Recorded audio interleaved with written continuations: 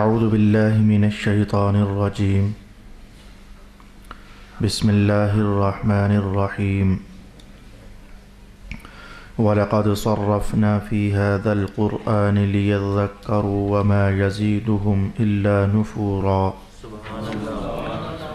قُلْ لَوْ كَانَ مَعَهُ آلِهَةٌ كَمَا يَقُولُونَ إِذًا لَابْتَغَوْا إِلَى ذِي الْعَرْشِ سَبِيلًا سبحانه وتعالى عما يقولون علوا كبيرا تسبح له السماوات السبع والأرض ومن فيهن وإن من شيء إلا يسبح بحمده ولكن لا تفقهون تسبيحهم إنه كان حليما غفورا صدق الله مولانا العظيم الصلاة والسلام عليك يا سيدي يا رسول الله الصلاة والسلام عليك يا سيدي يا حبيب الله الصلاة والسلام عليك يا سيدي يا شفيع المذنبين وعلى آلك وأصحابك يا سيدي يا رحمة للعالمين.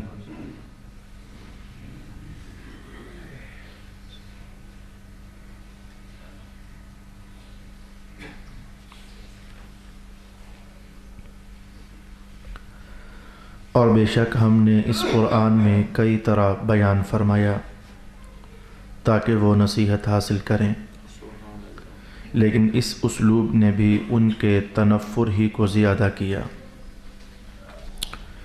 آپ کہیے اگر اللہ کے ساتھ اور معبود بھی ہوتے جیسا کہ یہ کہتے ہیں تو وہ اب تک عرش والے تک کوئی راستہ ڈھونڈ چکے ہوتے۔ ان کی باتوں سے اللہ بہت پاک اور بہت بلند ہے۔ 7 آسمان اور زمینیں اور جو بھی ان میں ہیں اس کی تسبیح کر رہے ہیں، اور ہر چیز اللہ کی حمد کے ساتھ اس کی تسبیح کر رہی ہے، لیکن تم ان کی تسبیح کو نہیں سمجھتے۔ بے شک وہ نہایت حلم والا بہت بخشنے والا ہے۔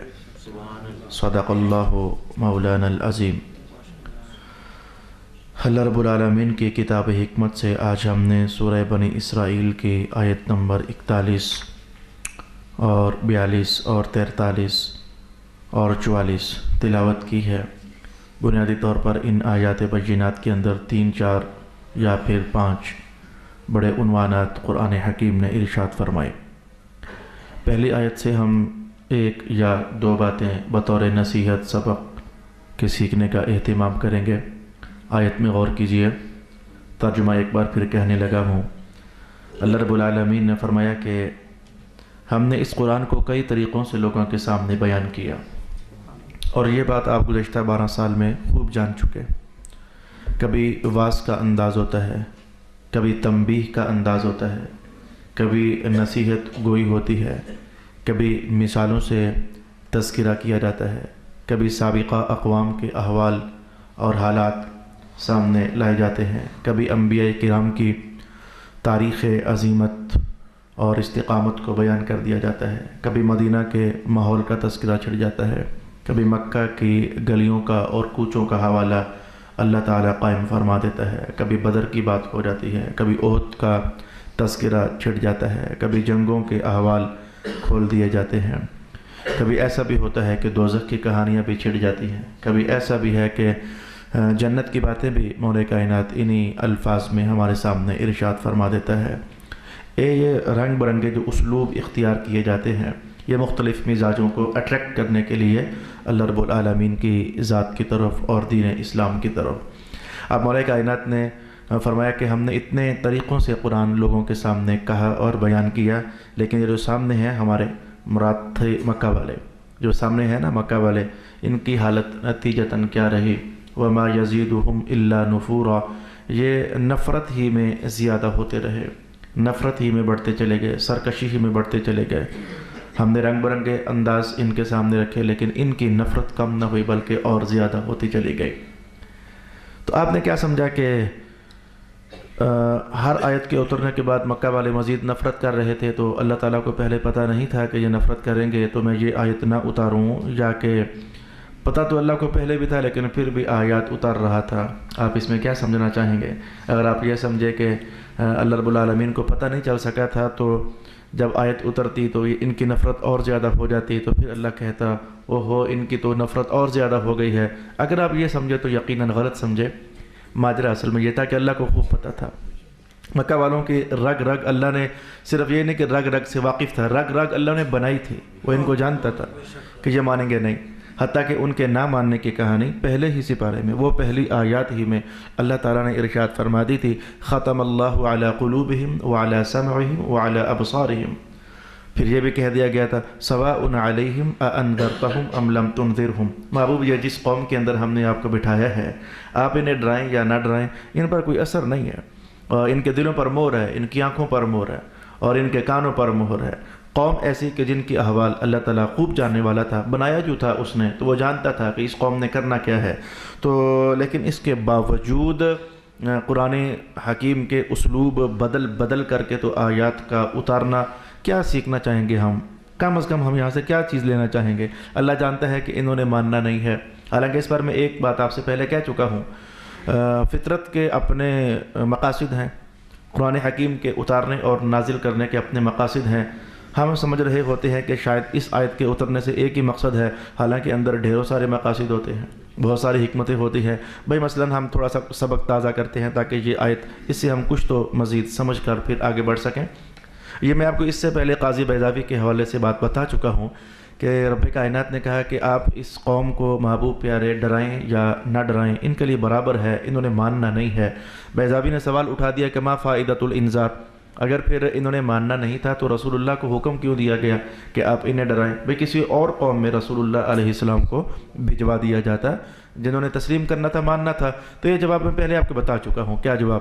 کہ تبلیغ کرنے کے دو اثرات ہو سکتے ہیں، ایک اثر یہ کہ جن کو سمجھایا جا رہا ہے وہ مان جائیں، اور ایک اثر یہ کہ یہ مانتے ہیں یا نہ مانیں لیکن جس کے نام کی تبلیغ ہے وہ تو خوش ہو رہا ہے۔ ایک میں نے آپ کو یہ بات بتائی اس سے قبل، آج میں یہاں سے دوسرا فائدہ آپ کو بیان کرنا چاہوں گا۔ اللہ رب العالمین نے جب پہلا حکم نازل کیا تھا تبھی سے مکہ والوں کو جانتا تھا یہ مانیں گے نہیں، پھر اگلا حکم، پھر اگلا اسلوب، پھر اگلا انداز بیان، پھر اگلی آیت، پھر اگلا رکوع، اور اس وقت ہم 15ویں سپارے پر پہنچے ہوئے ہیں۔ تو پہلی ہی آیت کے اتارنے سے پہلے بھی اللہ کو پتہ تھا کہ یہ ماننے والی قوم نہیں ہے، اور ہر لحظہ ان کا نفرت کا انداز زیادہ ہو جائے گا، لیکن پھر بھی مسلسل آیات کا نزول، مسلسل اسلوب کا بدلنا کیا یہ سبق نہیں دیتا کہ اگر کوئی کار خیر تمہارے ذہن میں اتر چکا، کوئی سا بھی کار خیر تمہارے ذہن میں اتر گیا، تمہارا دل گواہی دے رہا ہے کہ یہ کام اچھا ہے، تو دیکھو یہ لفظ ادھر کے ہیں، مجبوری ہے بیان کرنے ہیں آپ کے ذہنوں کو قریب کرنے کے لیے۔ میں یہ نہیں کہتا کہ اللہ تعالیٰ بار بار کوشش کر رہا ہے، اللہ تعالیٰ کوشش نہیں کرتا، اس کی اٹل فیصلے ہوتے ہیں۔ اس نے کہا کہ اگر ہم چاہتے تو سب لوگ مسلمان ہو جاتے، کوشش ادھر سے نہیں، لیکن قرآن کا اسلوب بتاتا ہے کہ نہیں، کہ اپنی منزل کو حاصل کرنے کے لیے ملے یا نہ ملے یہ ایک الگ عنوان ہے، لیکن اپنی منزل کو پانے کے لیے بار بار حملے، بار بار تابڑ توڑ کوشش، اور بار بار ہمت باندھ کر کے پھر آگے بڑھ جانا تاکہ منزل ہمیں مل جائے، جس کو آپ لوگوں نے بھی کہا کہ ٹرائی اگین اینڈ اگین، اور جس کو میاں صاحب نے بھی اپنے پنجابی کے سٹائل میں یہ بات کہہ دی کہ مالی دا کم پانی دینا بھر پر مشکاں پاوے۔ تو یہ پھل لگانا، یہ پھول لگانا، یہ ہریالیاں دے دینا، یہ اللہ کا کام ہے۔ تو میں یہاں سے مسلسل اور پے ہم محنت کا سبق آپ کے سامنے لانا چاہوں گا کہ آپ کسی کار خیر کے لیے کسی ایک بندے پر محنت کرتے ہو یا دو بندوں پر محنت کرتے ہو یا کسی ایک مسجد میں یا کسی ماحول میں آپ کوشش کرتے ہو، تو اگلا مانے یا نہ مانے، آپ کی محنت اس پر اثر ظاہر کرے یا نہ کرے، لیکن یہ خدائی انداز ہے ہمارے سامنے ہے کہ تم اپنی محنت کا ہاتھ نہ کھینچنا، تم اپنا کام کرتے رہنا، تم اپنی منزل کی طرف بڑھنے کا ہر راستہ تلاش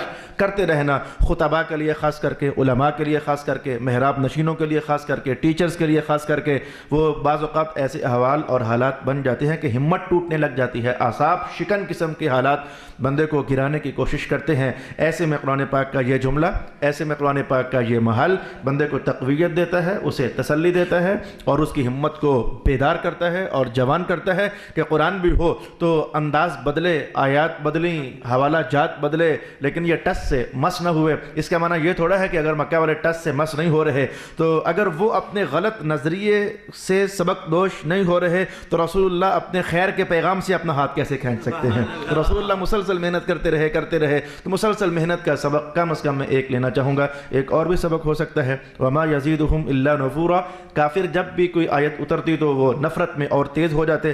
جاننا چاہیے کہ آخر ماجرا کیا تھا، کیوں آخر ان کی نفرت اور بڑھ جاتی، کیوں ان کی دشمنی رسول اللہ کے خلاف اور تیز ہو جاتی؟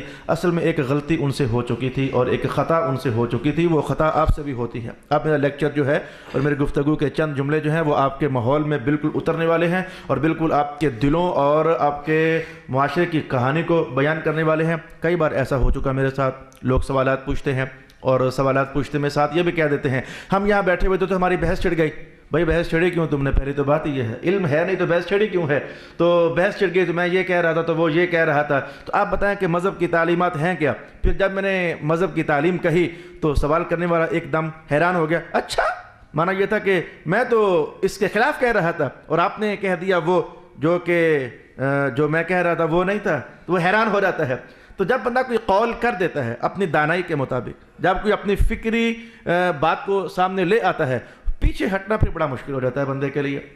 گجر خان کے اندر کتنے احوال ہیں، کتنے مذہب کے مسائل ایسے ہیں بھلے مستحب درجے کے ہیں، لیکن جو علماء کرام وہ کہہ رہے ہیں یا جو پبلک کے حلقے اس بات کو اٹھا رہے ہیں وہ بات غلط ہے۔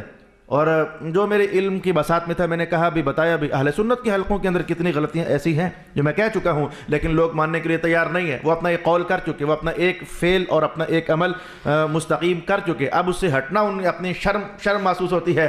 اگر نہیں سمجھے تو میں مثال کے طور پر آپ سے یوں کہہ دیتا ہوں کہ یہ جنازوں کو لیٹ کرنا، یا پھر آپ یوں کہہ لیں کہ 7 بار درمیان میں رکنا، چلے میں اتنا ہی کہتا ہوں۔ اور بھی بہت سارے مذہب کے مسائل ہیں کہ اہل سنت کے حلقے ایک اپنا مخصوص ٹارگٹ، اپنا قول، اپنا عمل اس پر مستقیم کر چکے، اور جب کوئی مجھ جیسا کم علم آدمی ان سے کہتا ہے کہ بھائی یہ بات جو آپ کر رہے ہو یہ تو غلط ہے، صحیح تو مذہب کا یہ عنوان ہے، اب ان کا پیچھے ہٹ جانا اور ریورس کر لینا اپنے آپ کو یہ بڑا مشکل لگتا ہے۔ تو پھر وہ بجائے مذہب ماننے کے مجھ جیسے چھوٹے صاحب علم کے ساتھ وہ نفرت کریں گے، وہ لڑائی کریں گے، وہ جھگڑا کریں گے، پراپیگیٹ کریں گے، میرے خلاف بولیں گے، یہ تو ایسا ہے، وہ تو ایسا ہے، تو وہ تو ایسا ہے۔ تو میں نے یہ چھوٹے درجے کی مثال کہی۔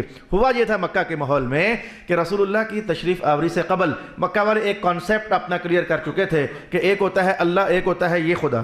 وہ اپنا ایک نظریہ بنا چکے تھے اور پھر وہ اس نظریے پر صدیوں سے چل رہے تھے، چلو صدیوں نہیں تو سالوں سے چل رہے تھے۔ وہ لات ان کا باقاعدہ خدا تھا، منات ان کا باقاعدہ خدا تھا، عزا باقاعدہ ان کا خدا تھا، ان کی مشکل کشائی وہاں سے وہ سمجھتے تھے کہ ہوتی ہے، ہماری حاجت روائی وہ سمجھتے تھے کہ یہاں سے ہوتی ہے۔ تو ایک لمبے زمانے سے وہ ایک نظریے کو قائم کر چکے تھے۔ جب رسول پاک علیہ الصلوۃ والسلام حالانکہ انہی میں رہتے تھے، حضور نے پہلے کبھی نہ کہا تھا، اللہ کا حکم جو نہیں آیا تھا، حضور دیکھ رہے تھے کہ یہ سارا غلط چل رہا ہے، لیکن اللہ کا چونکہ حکم ابھی نہیں تھا، ابھی انتظار تھا کہ رکیے رکیے رکیے رکیے رکیے، 40 سال تک روک کے رکھا۔ تو پھر اچانک جب رب کائنات نے کہا آج کہہ دیجئے یہ سب خدا غلط ہیں، تو مکہ والوں کو دکھ ہوا، تکلیف ہوئی۔ وہ ایک نظریے کو اپنا چکے تھے، اس سے ہٹنا ان کے لیے یہ انسانی فطرت ہے، جو وہ کہے وہی صحیح ہے۔ یہ تقریباً انسانوں کے اندر یہ فطرت ہوتی ہے، جو میں کہتا ہوں وہ صحیح ہے، میری بات مانی جائے، مجھے ایکسیپٹ کیا جائے، مجھے ریجیکٹ نہ کیا جائے، میری بات کو کنڈم نہ کیا جائے، یہ انسان کی فطرت۔ مکہ والوں کو ہو گئی تکلیف، انہیں چڑھ گئی تب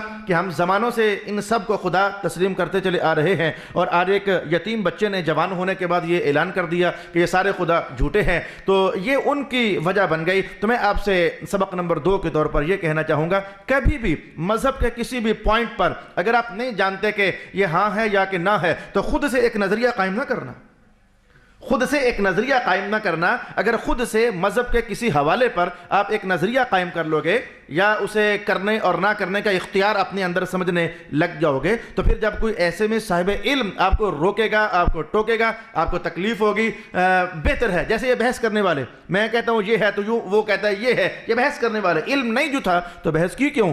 بعد میں جو پوچھ رہے ہو تو پہلے پوچھتے، بعد میں جو جب ٹکراؤ ہو گیا اور لیگ پولنگ ہو گئی ایک دوسرے کی تو پہلے پوچھنا چاہیے تھا۔ میں سبق نمبر 2 کے طور پر آپ سے یوں کہنا چاہوں گا کہ مذہب کھلونا نہیں ہے کہ جب چاہا کھیل لیا، جب چاہا پھینک دیا۔ مذہب کوئی کھیل تماشا نہیں ہے کہ جس نے جو چاہا جیسا چاہا بنا لیا. مذہب کی بات میں ہمیشہ صاحب مذہب سے پوچھو. اللہ نے جن لوگوں کی ڈیوٹیاں لگائی ہیں, محرابوں کے اندر بٹھایا ہے اور حضور کا مسند نشین انہیں کیا ہے, کم از کم ان سے رجوع کرو. ان سے رجوع کرنے کے بعد جو فیصلہ وہ آپ سے کہہ دیں اسی پر عمل کرنے کی کوشش کرو. یہ دوسرا سبق تھا جو میں اس لائن سے آپ کو بیان کر کے تو آگے بڑھ جانا چاہوں گا. ان قریب میں ایک ایسا عنوان آپ کے سامنے کہنے والا ہوں. میں پچھلی بار بھی ہلکا سا حوالہ ٹچ کیا, آج پھر میں نے ہلکا سا حوالہ ٹچ کیا کہ 20 مسائل ایسے ہیں جو آپ لوگوں نے خود سے بنا لیے ہوئے ہیں, حالانکہ وہ مذہب میں نہیں ہے. وہ مذہب میں نہیں ہے. 20 مسائل ایسے ہیں جو آپ لوگوں نے بنا لیے ہوئے ہیں, خود سے بنا لیے ہوئے ہیں, اور جب میں وہ کہنا شروع کروں گا تو آپ میں سے 10 بندے ممکن ہے میری مخالفت کریں گے, کیونکہ ایک زمانوں سے آپ ویسا کرتے چلے آ رہے ہو. تو میں نے آپ کو پھر ٹچ کرنا چاہا کہ مذہب کے فیصلے خود نہ کیا کرو. مذہب کا فیصلہ قرآن سے ڈھونڈا کرو. مذہب کا فیصلہ حدیث رسالت میں آپ سے لیا کرو. مذہب کا فیصلہ امام اعظم ابو حنیفہ سے سیکھا کرو. مذہب کا فیصلہ اجماع امت سے حاصل کیا کرو. مذہب کے فیصلے قیاس سے, جو کہ اہل علم کو اللہ دیتا ہے, اس سے حاصل کیا کرو. خود سے گھر بیٹھے بٹھائے مفتی مت بنا کرو. مذہب کے فیصلے گھر بیٹھے بٹھائے مت کیا کرو, ورنہ خود تمہارا اپنا ہی ستیہ ناس ہو جائے گا. جب حقائق آپ کے سامنے آئیں گے تسلیم کرنا آپ کے لیے مشکل ہو جائے گا. آئے میں عنوان نمبر 2 کی طرف پڑھوں. قُلْ لَوْ كَانَ مَعَهُ آلِهَةٌ كَمَا يَقُولُونَ. محبوب ان سے پھر کہیے کہ اگر جیسا پھر یہ کہتے ہیں تو ایسا ہی ہوتا کہ یہ وہ بھی رب تھا تو یہ بھی آلہہ ہوتے, یہ بھی رب ہوتے, جیسا کہ پھر یہ کہتے ہیں کما یقولون, جیسا کہ پھر یہ کہتے ہیں کہ وہ بھی رب تو یہ بھی رب. اگر ایسا ہوتا اذن لَابْتَغَوْا إِلَى ذِي الْعَرْشِ سَبِيلًا, تو پھر آج تک ایسا ہو چکا ہوتا کہ عرش والے تک یہ کوئی نہ کوئی راستہ تو تلاش کر چکے ہوتے. اس جملے کو سمجھنا چاہیے. آج اسے کہتے ہیں مذہب کی زبان میں کہتے ہیں برہان امتناعی, حجت امتناعی, برہان امتناعی. یہ دلائل کی اقسام ہوتے ہیں.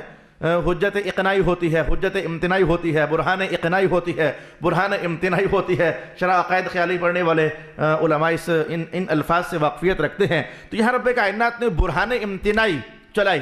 برہان امتناعی کو آپ دلیل امتناعی, اگر اسے سمپل سمجھنا چاہو تو آپ یوں کہیں کہ اچھا بھائی جیسا پھر آپ کہتے ہو تو اس کا تو پھر نتیجہ یہ نکلنا چاہیے, مانتے ہو نا, جیسا تم کہتے ہو تو پھر اس کا تو نتیجہ یہ نکلنا چاہیے. تو اگر پھر یہ نتیجہ نہیں نکلا تو پھر جو تم کہہ رہے ہو وہ غلط ہے.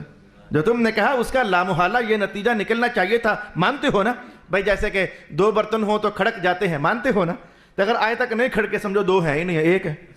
یہ کچھ یہ پنجابی کی کہانی, جہاں پانی کا گھڑا ہو تو وہاں گھڑے کے اندر پانی اگر ہو تو کہیں نہ کہیں کیچڑ بن جاتا ہے نا, نتیجہ ہے نا. تو اگر آج تک کیچڑ نہیں بنا سمجھو گھڑا اندر سے ہے ہی خالی. یعنی کچھ اس طرح کی جو دلیل ہوتی ہے اسے کہا جاتا ہے برہان امتناعی, کہ ایک نتیجہ نکلنا چاہیے تھا لامحالہ جو تم کہہ رہے ہو اس کی وجہ سے. اگر آج تک نتیجہ وہ نہیں نکلا تو سمجھ جاؤ نا کہ تم غلط کہہ رہے ہو. پھر اسٹائل سمجھیں. اس سے پہلے قرآن یہ الفاظ کہہ چکا تھا, آج ذرا انداز تھوڑا کو بدلا ہوا ہے لیکن دلیل امتناعی ہی ہے. بھائی اس سے پہلے یہ کلام تھا لو کان فیہما آلہۃ الا اللہ لفسدتا. اگر زمین میں زیادہ رب ہوتے, زیادہ الہ ہوتے, زیادہ اللہ ہوتے تو آج تک زمین و آسمان کا نظام فاسد ہو چکا ہوتا. بھائی صاف سی ظاہر ہے, صاف سی بات ہے کہ ایک رب کہتا آج بارش ہونی چاہیے, دوسرا کہتا نہیں ہونی چاہیے. ایک کہتا کہ اس کے گھر میں بیٹا دوں گا, دوسرا کہتا میں تو بیٹی دوں گا. لڑائی ہو جاتی, جھگڑا ہو جاتا, کوئی نہ کوئی نقصان تو ہوتا. تو وہ کوئی نہ کوئی نقصان کیا ہوتا, وہ زمین و آسمان میں فساد ہو جاتا. ایک کہتا کہ میں ساتوں آسمانوں کو اسی ترتیب سے رکھنا چاہوں گا, دوسرا کہتا نہیں میں 2 آسمان زمین کے نیچے لے جانا چاہتا ہوں. کوئی نہ کوئی جھگڑا, کوئی نہ کوئی فساد. ایک کہتا میں جنوری کے موسم میں گرمی ڈالنا چاہتا ہوں, دوسرا کہتا نا جی میں تو سردی ہی ڈالنا چاہتا ہوں. سورج کو کیا کرتے, توڑ دیتے, آدھا لے جاتے. کیا کچھ نہ کچھ فساد واقعہ ہو جانا تھا. یہ اس سے پہلے یہ بیان ہو چکا. اگر 2 ہوتے تو لڑائی ہوتی, فساد ہوتا. آج تک زمین و آسمان میں فساد نہیں ہوا تو سمجھ جاؤ نا کہ 2 ہیں بھی نہیں, ایک ہی ہے. یہ اس سے پہلے بیان ہو چکا. لیکن آج رب کائنات نے آج جو اسلوب قرآن حکیم کا اختیار کیا ہے وہی, لیکن انداز ذرا بدل گیا. بھئی انداز جو بدل گیا کہ ہر انسان دنیا میں آنے کے بعد دوستیاں بھی پالتا ہے, دشمنیاں بھی پالتا ہے. چلو نہیں پالتا تو اس کی دوستیاں بھی بن جاتی ہیں, اور خدا واسطے بہر ہوتا ہے لوگوں کو تو دشمنیاں بھی بن جاتی ہیں. تو جہاں پھر دوستیاں ہوتی ہیں وہاں مفادات ہوتے ہیں, ایک دوسرے کو فائدہ دینا اور لینا ہوتا ہے. جہاں دشمنیاں بن جاتی ہیں ہمیشہ دونوں دشمن ایک دوسرے کو زیر کرنا چاہتے ہیں, گرانا چاہتے ہیں. قول کے ذریعے, عمل کے ذریعے, کسی بھی ذریعے ایک دشمن دوسرے دشمن کو نقصان میں مبتلا کرنا چاہتا ہے. یہ بات تو وہ ہے جو کہ حقیقت ہے. اور پاکستان میں رہنے والوں, کیا تم نہیں جانتے دشمنوں کی کہانی؟ مخالفتوں کی داستان کیا تم نہیں جانو گے؟ پاکستان میں تو یہ قومی مزاج ہے، قومی مزاج ہے، لڑنا، گرانا، پٹخانا، مارنا وغیرہ وغیرہ، یہ تو ہمارا قومی مزاج بن گیا۔ اللہ پاک ہمیں محفوظ فرمائے۔ اچھا، تو جب دو دشمن ہو جائیں تو پھر اس کے بعد آپ یہ بھی جانتے ہو کہ ایک طرف دشمن ہو ایک اور ایک طرف دشمن ہو جائیں 10، اب آپ کو سمجھ آنی چاہیے کہ وہ اس ایک کی خیر نہیں بھئی۔ ایک طرف 10 مرد ہو جائیں اور ایک طرف ایک مرد ہو جائے تو 10 کوئی نہ کوئی موقع ڈال کر اس ایک تک وہ زمین کی تہوں کے اندر چھپ بھی جائے نا، ڈھونڈ نکالیں گے۔ جملہ محفوظ ہو گیا؟ یہ دشمن لوگ جملہ بولتے ہیں، او ہم سے بچ کر کہاں جائے گا، اگر یہ 7ویں تہ تک بھی چلا جائے ہم نکال لائیں گے۔ یہ ببر شیروں کے جملے آپ نے سنے ہوں گے، یہ دشمنیوں کے اندر جو ببر شیر لوگ ہوتے ہیں ان کے جملے آپ نے یہ سنے ہوں گے، ماڑکل بچ کے کتا جاسی، یہ جملے چلو میں نے پٹھاری کا بول دیا۔ تو جہاں دشمنیاں ہو جائیں، لڑائیاں ہو جائیں، جھگڑے ہو جائیں تو کوئی نہ کوئی موقع بھی ہاتھ سے جانے نہیں دیا جاتا۔ بندہ چھپے بھی تو کہیں نہیں چھپنے دیں گے، نکال لائیں گے، انویسٹیگیشن کریں گے۔ ہمارے بڑے بڑے خفیہ سراغ رسا ہیں، ہم پتہ کر لیں گے تو ہے کہاں، آسمان پر چڑھے گا وہاں سے بھی کھینچ کے لے آئیں گے۔ اب آپ کو انسانی کہانی اگر جلدی سمجھ آ گئی تو مولا کائنات نے کہا دیکھو، ایک تھے ہم اور ہم تھے اکیلے، اور ایک تھے ان مکہ والوں کے، لات بھی تھا، منات بھی تھا، عزا بھی تھا، شعرا بھی تھا، یہ بھی تھا، وہ تھا، 360 تو ایک کمرے کے اندر، وہ حرم کعبہ کے اندر 360 تو ایک کمرے کے اندر، پھر ہر گھروں کے اندر، اور پھر ہر محلے میں، پھر ہر وادی میں، پھر ہر معبد میں، اور پھر ہر ان کے بت قدے میں۔ یہ تو ہزاروں کے حساب سے ہو گئے خدا کے شریک جو مکہ والے سمجھ رہے تھے۔ تو رب کائنات نے کہا ہمارے ساتھ اگر واقعی یہ شریک ہوتے، بیان یہ ہے، ہم کہتے ہیں ہم ایک ہی ہیں، یہ ہمارے شریک نہیں ہے، یہ رب نہیں ہے، یہ الہ نہیں ہے، اگر یہ ہوتے تو پھر یہ سارے، میں اکیلا، بیان قرآن کا، اگر یہ ہوتے کما یقولون، جیسے کہ یہ کہتے ہیں کہ یہ بھی رب ہے، اگر ہوتے جیسے کہ یہ کہہ رہے ہیں تو پھر آج تک ایسا ہو چکا ہونا چاہیے تھا، یہ مل کر مجھے کہیں سے تلاش کر کے آج تک راستہ نکال چکے ہوتے، میرے خلاف کوئی کاروائی ہو چکی ہوتی۔ اگر یہ سارے ہوتے رب تو واقعی پھر مل کر کے مجھ ایک پر قابو، کوئی مشکل تو ان کے لیے نہ ہوتا، آج تک یہ مجھ پر قابو نہ پا سکے۔ یہی تو دلیل ہے کہ یہ ہے ہی نہیں۔ بھئی اگر یہ اتنے دشمن اکٹھے ہو کر کے اس کا آٹومیٹکلی نتیجہ نکلتا ہے کہ پھر مجھ اکیلے پر قابو پانا کیا مشکل ہوتا، آج تک قابو نہیں پا سکے، تو یہی تو ہم کہتے ہیں کہ ہم اکیلے ہیں، ہم پر کوئی قابو پا ہی نہیں سکتا ہے اگر یہ ہوتا۔ اور ہمیں دیکھو، ہم ہر ایک پر قدرت رکھتے ہیں، ہم ہر ایک پر نگہبان ہیں، ہر ایک کو دیکھ رہے ہیں، جس کو چاہیں پکڑیں، گرا دیں، اٹھا دیں، مار دیں، ہمیں کوئی پوچھنے والا نہیں ہے۔ لا یسأل عما یفعل، ہم جو چاہیں کر دیں، ہم سے کوئی پوچھنے والا نہیں ہے۔ یہ دیکھو نا، یہ ہے، ایسا ہوتا ہے رب، جس کی پاور کا حال یہ ہو، جس کی قدرت کا حال یہ ہو، جس کی طاقت کا انداز یہ ہو، جس کو چاہے جیسا چاہے کر دے، کوئی اسے پوچھنے والا نہ ہو۔ اگر یہ بھی ایسے ہوتے تو صاحب مل کر مجھ تک کوئی راستہ پا چکے ہوتے، مجھے پکڑ چکے ہوتے، یا بہت کچھ میرے ساتھ کر چکے ہوتے۔ اسے کہتے ہیں برہان امتناعی، حجت امتناعی۔ اگر اللہ کے ساتھ کوئی اور معبود ہوتے جیسا کہ یہ کہتے ہیں، یہ نہ کہا کہ اگر ہوتے تو جیسا کہ یہ کہتے ہیں، تب تو یہ عرش والے تک کوئی راستہ ڈھونڈ چکے ہوتے۔ سبحانہ وتعالی عما یقولون علوا کبیرا، یہ اللہ تک کہاں پہنچ سکتے ہیں؟ سچ بات تو یہ ہے کہ اللہ بہت اونچا ہے، اللہ ان کی اپروچ سے بہت اونچا ہے، ان کی رسائی سے بہت اونچا ہے، اللہ پاک ہے، بلند ہے، اس سے جو کچھ یہ کہتے ہیں علوا کبیرا، وہ اتنا بلند ہے کہ بہت بلند ہے، علوا کبیرا۔ قرآن حکیم ایسا مسکت جواب دیتا ہے کئی موقعوں پر جہاں موقع بن جاتا ہے۔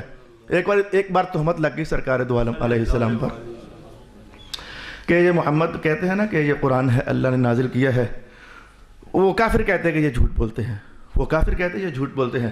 اصل میں رات کو ان کے پاس ایک بندہ آتا ہے اور وہ آ کر راتوں رات ان کو کوئی پڑھا بتا سکھا جاتا ہے، تو صبح اٹھ کر کے ہمیں کہتے ہیں کہ یہ قرآن رات کو اللہ نے نازل کیا ہے۔ رب کائنات نے پکڑ فرمائی، محبوب دیکھو یہ کیسے بیوقوف ہے، یہ کہتے ہیں کہ وہ بندہ جو آپ کے پاس آج کل آ رہا ہے تو یہ اس کے بارے میں کہتے ہیں کہ یہ وہ قرآن سکھا جاتا ہے۔ سویرے ان سے پوچھنا، نالائق اسے تو عربی نہیں آتی، وہ تو فارسی بندہ ہے، وہ تو عجم کا رجلاً اعجمیہ، وہ تو عجم کا بندہ ہے، اسے تو عربی آتی نہیں ہے۔ اور نالائق جسے عربی آتی نہیں ہے وہ محمد مصطفیٰ کو کلام عربی میں بنا کر کیا دے گا؟ یعنی ایسا مسکت اور دندان شکن جواب قرآن دیتا ہے کہ نہ ماننے والوں کا دل بھی کرتا ہے کہ واقعی اللہ کا قرآن سچ کہہ رہا ہے۔ سبحانہ وتعالی عما یقولون علوا کبیرا، تسبح له السماوات السبع والارض ومن فیہن۔ میں 23 عنوان کہنے والا ہوں، ٹائم ہمارا شارٹ رہ گیا، میں اس عنوان کو کلیئر کر ہی دوں۔ میرا خطبہ چھوٹا ہو جائے گا لیکن آپ مطمئن رہیں جماعت ہماری 1:15 بجے ہی ہوگی۔ ارشاد یہ ہے کہ ساتوں آسمان، ساتوں زمینیں اور جو کچھ اس میں ہے سب اللہ کی تسبیح بیان کر رہے ہیں۔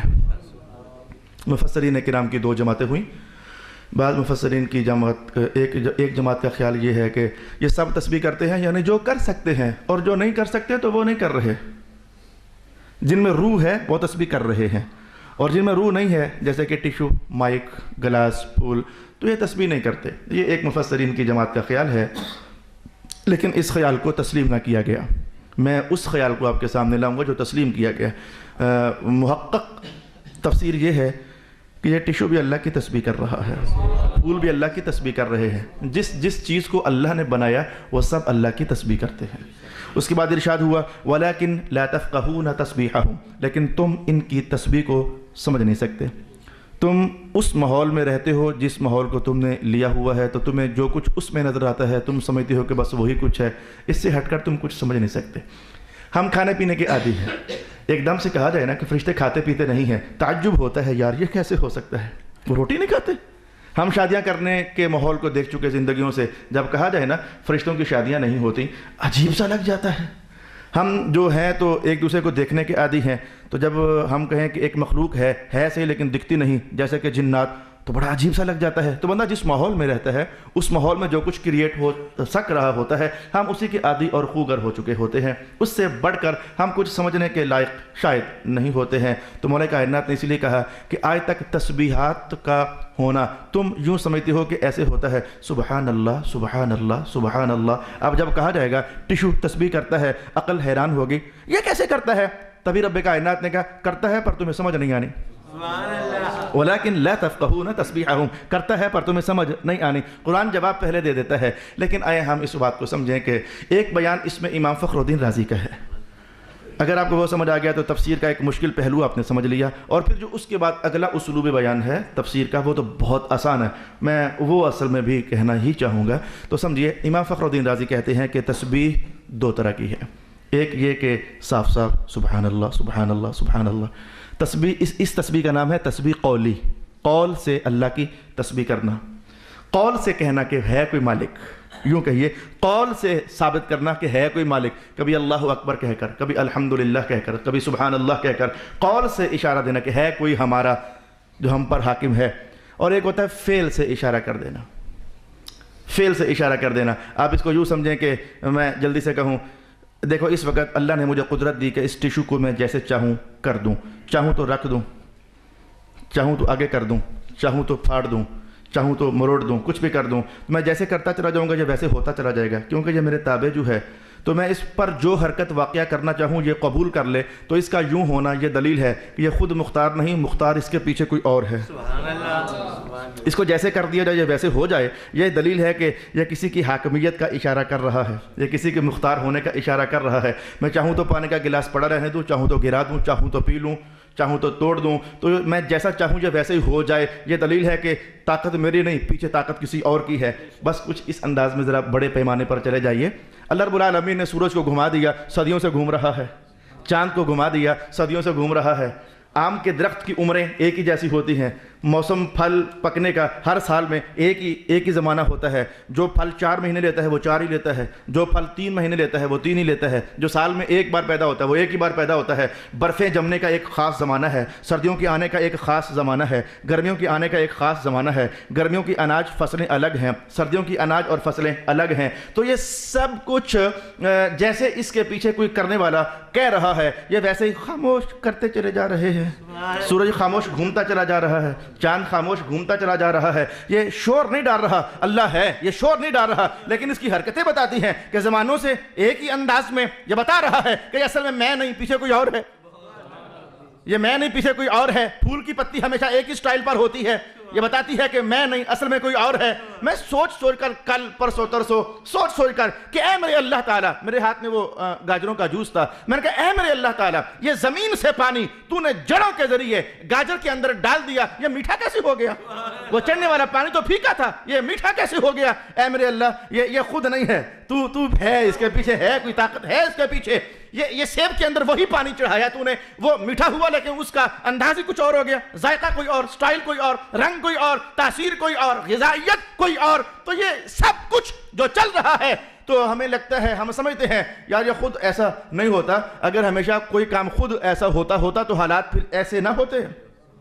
حالات پھر ایسے نہ ہوتے جیسے کہ آج ایک قانون کے تحت منظم چل رہے ہیں، اور صدیوں سے ایک قانون کے تحت منظم ہی چل رہے ہیں. میں اس بات کو سمجھانے کے لیے بھی مذہب سے حوالے پیش کرتا کہ اگر کوئی کام خود بخود ہوا کرے تو اس کا سٹائل ایک نہیں ہوتا. میں اس پر آپ کے مذہب سے بہت سارے حوالہ جات پیش کر دیتا، لیکن آپ غائبانہ آج اس کو تسلیم کر لیں. تو یہ جو خود بخود ایسا نہیں ہو رہا بلکہ پیچھے کوئی طاقت ہے، تو یہ سب کسی کے حکم پر چل رہے ہیں. راضی کہتے ہیں کہ یہ ان کی تسبیح ہے، اور اس تسبیح کا نام ہے تسبیح حالی. ان کا حال بتاتا ہے، ان کا قول بتاتا ہے کہ کوئی رب ہے، ان کا حال بتاتا ہے کہ کوئی رب ہے. یہ تو ہوگا ایک سٹائل. امام فخر الدین رازی نے اچھا اس سٹائل کا نتیجہ یہ نکلا کہ جہاں قول ہو سکتا ہے وہاں تسبیح قولی ہے، اور جہاں قول نہیں ممکن، زبان نہیں ہے، دماغ نہیں ہے، جہاں قول ممکن نہیں تو وہاں تسبیح حالی ہے، وہاں خاموش تسبیح ہے. رازی نے یہ کہا. لیکن ائمہ تفسیر کی ایک تیسری جماعت بھی ہے، انہوں نے کہا کہ نہیں، ہر جگہ تسبیح ہوتی ہے اور تسبیح قولی ہوتی ہے. ہر جگہ تسبیح ہوتی ہے اور تسبیح قولی ہوتی ہے. فرق صرف یہ ہے کہ کہیں قولی تسبیح ہم سن لیتے ہیں جیسے کہ سبحان اللہ، اور کئی جگہوں پر تسبیح قولی قول میں ہو رہی ہوتی ہے لیکن رب نے کہا تم سمجھ نہیں سکتے. ہو رہی ہوتی ہے لیکن تم سمجھ نہیں سکتے. پھر ہو رہی ہوتی ہے، اس پر دلیل کیا ہے؟ رب کائنات نے بہت سارے موقعوں پر سرکار دو عالم کے سامنے کروا دی، تسبیح کروا دی. دلیل تھی تسبیح چلتی ہے، تمہارے کان نہیں سن سکتے، تمہارے ذہن سمجھ نہیں سکتے، لیکن جنہیں ہم نے کمال دیا ہوتا ہے وہ جب کبھی چاہیں تو سن بھی لیتے ہیں، سمجھ بھی لیتے ہیں. تمہارے وہ طاقت نہیں جو رسول اللہ کے پاس ہے، اس لیے تم نہیں سمجھ سکتے، سرکار سمجھ سکتے ہیں. اس کی مثال میں کہوں گا، بے شمار حدیثیں ہیں لیکن جلدی سے آپ یہ دیکھ لیں جو آپ کو آتی ہے. قبرستان سے حضور کا گزر، 2 قبروں کے پاس رک گئے، کیا فرمایا تھا؟ اسے بھی عذاب اسے بھی عذاب. پھر کیا ہوا تھا؟ فرمایا کہ کھجور کی شاخ لاؤ، کاٹی، ایک ادھر رکھی ایک ادھر رکھی. پھر کیا فرمایا تھا؟ فرمایا تھا کہ جب تک یہ تر رہے گی اللہ کی تسبیح کرتی رہے گی، قبر والوں سے عذاب ٹلا رہے گا. تو تسبیح کرنے کے بعد شاخوں کے حوالے سے حضور نے کی بے شمار حوالہ جات. ابن مسعود فرماتے ہیں ایک ہی روٹی، میں بھی ادھر سے نوالا توڑ رہا تھا، رسول اللہ بھی ادھر سے نوالا توڑ رہے تھے، ایک ہی روٹی سے، ادھر سے حضور ادھر سے میں نوالا توڑتا، نوالا خاموش منہ میں جاتا، حضور نوالا توڑتے تو میں عبداللہ ابن مسعود خود ہی ان کانوں سے سن رہا تھا، مبارک منہ میں داخل ہونے تک آواز آ رہی ہوتی لقمے سے، سبحان اللہ سبحان اللہ سبحان اللہ سبحان اللہ سبحان اللہ سبحان اللہ، آواز مسلسل آ رہی ہوتی. لہذا میں جلدی سے کہہ دینا چاہا کہ ایک تیسری جماعت بھی ہے مفسرین کی جن کی رائے یہ ہے اور تحقیق یہ ہے کہ تسبیح ہے، ہمارے کانوں میں وہ سکت نہیں، ہمارے کانوں کے اندر وہ طاقت نہیں کہ ہم ان تسبیح کو سن سکیں اور سمجھ سکیں. سرکار دو عالم کو اللہ نے کیا کمالات عطا فرمائے تھے، وہ آپ سنتے بھی تھے، سمجھتے بھی تھے، حتیٰ کہ وہ کھجور کے تنے کا رو پڑنا، وہ آپ کو بات یاد ہے؟ اور صحابہ تو کہتے ہیں کہ ہم تو صرف رونے کی آواز سن رہے تھے، اس سے آگے صحابہ سمجھ نہ سکے، لیکن حضور فرما رہے تھے کہ اس آواز میں جو درد تھا میں وہ درد کہانی بھی جان رہا تھا، یہ ہمارے فراق میں رو رہا تھا. صحابہ فراق کی کہانی تو نہ سمجھ سکے نا، یہ رسائی تو رسول اللہ کی تھی، تو وہ کھجور کے تنے کا رونا، صحابہ کو آواز کا آنا، لیکن اگلی کہانی حضور کا فرمانا، ہمیں پتہ ہے یہ کیا کہہ رہا ہے، ہم سمجھتے ہیں کہ یہ کیوں رو رہا ہے. تو اس لیے سرکار دو عالم کا مقام اپنا ہے، ہم چھوٹوں کا مقام اپنا ہے. ہمارا مقام ہے ہی کیا مقام ہے؟ رب کائنات نے ارشاد کیا وَإِن مِّن شَيْءٍ إِلَّا يُسَبِّحُ بِحَمْدِهِ وَلَكِن لَا تَفْقَهُونَ تَسْبِيحَهُمْ. ہر چیز اللہ کی حمد کے ساتھ اس کی تسبیح کر رہی ہے. اور اس کو 18ویں سپارے میں رب کائنات نے فرمایا كُلٌّ قَدْ عَلِمَ صَلَاتَهُ وَتَسْبِيحَهُ. ہر ایک کو پتہ ہے کہ میں نے تسبیح کیسے کرنی ہے. 18ویں سپارے کے اندر رب کائنات نے اس بیان کو اس حقیقت میں بھی سمویا ہے. صدق اللہ العظیم.